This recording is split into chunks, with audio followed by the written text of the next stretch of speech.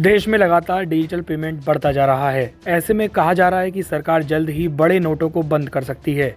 यानी सवाल उठ रहे हैं कि क्या 500 रुपये का नोट बंद हो जाएगा। इसी को लेकर भारतीय रिजर्व बैंक ने 2024-2025 की सालाना रिपोर्ट पेश की है। इसके मुताबिक 500 रुपये का नोट देश में सबसे अधिक चलने वाला नोट बन चुका है। मूल्य के आधार पर इसकी हिस्सेदारी 86% है, जबकि मात्रा के लिहाज से 40.9% हिस्सेदारी के साथ ये सबसे ऊपर है। इसके बाद 10 रुपये के नोटों का स्थान है, जिनकी मात्रा में हिस्सेदारी 16.4% है। 10 रुपये, 20 रुपये और 50 रुपये जैसे छोटे मूल्य वर्ग के नोटों की संयुक्त हिस्सेदारी 31.7% रही है, जो ये दर्शाता है कि दैनिक लेन देन में छोटे नोटों की अहम भूमिका है।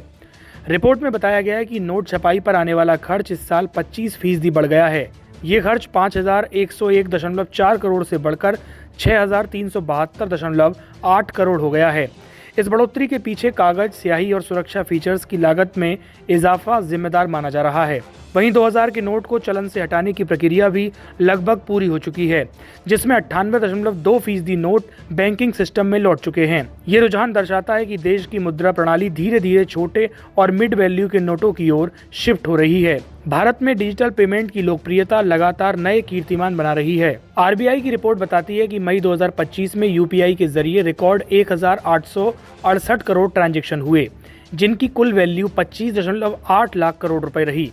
ये आंकड़ा अप्रैल 2025 की तुलना में अधिक है, जब 1,789 करोड़ लेन देन हुए। उनकी कुल वैल्यू 23.9 लाख करोड़ थी। ये रुझान दिखाता है कि देश में डिजिटल भुगतान, विशेष रूप से यूपीआई, अब दैनिक लेन देन का प्रमुख साधन बन चुका है। डिजिटल पेमेंट में ये तेजी नकदी के इस्तेमाल को पूरी तरह खत्म नहीं कर पाई है। मार्च 2025 के अंत तक देश में कुल 36.86 लाख करोड़ रुपए की करेंसी सर्कुलेशन में थी, जो अब तक का एक रिकॉर्ड है। ये दर्शाता है कि देश की बड़ी आबादी डिजिटल और फिजिकल दोनों माध्यमों से लेन देन कर रही है। अप्रैल में भारतीय रिजर्व बैंक ने एक नियम जारी किया। अगर इस नियम की माने तो 30 सितंबर 2025 तक कम से कम 75% एटीएम में 100 या 200 रुपए के नोट होने चाहिए। मार्च 2026 तक ये आंकड़ा 90% होना चाहिए। इसका मकसद था कि लोग नोटों पर कम निर्भर रहें और रोजमर्रा के लेन देन आसानी से हों। लेकिन फिर ऐसा क्यों हो रहा है कि कैश का इतना चलन बढ़ता जा रहा है? लोगों का मानना है कि कोविड महामारी में लोगों ने कैश का इस्तेमाल ज़्यादा किया। ये आदत अभी भी भारतीयों का पीछा नहीं छोड़ रही है। आरबीआई का कहना है कि हाल ही में कैश का इस्तेमाल इसीलिए बढ़ा क्योंकि लोग अनिश्चित समय में पैसा बचाकर रखना चाहते हैं। आरबीआई की एक स्टडी में ये बातें भी सामने आई हैं। स्टडी में कहा गया कि कैश का इस्तेमाल और आर्थिक असुरक्षा के बीच एक संबंध है। स्टडी में रात के समय की सैटेलाइट तस्वीरों का इस्तेमाल किया गया। इन तस्वीरों से आर्थिक गतिविधियों का पता चलता है। स्टडी में पाया गया कि जो इलाके ज़्यादा रोशन हैं, वहाँ जीडीपी और टैक्स कलेक्शन ज़्यादा है और कैश का इस्तेमाल कम है। इसका मतलब है कि जैसे जैसे आर्थिक गतिविधियाँ बढ़ती हैं, कैश का इस्तेमाल कम हो जाता है।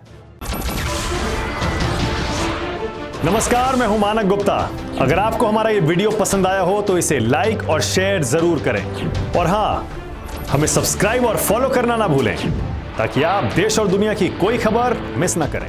तो जुड़े रहिए हमारे साथ और देखते रहिए न्यूज़ 24।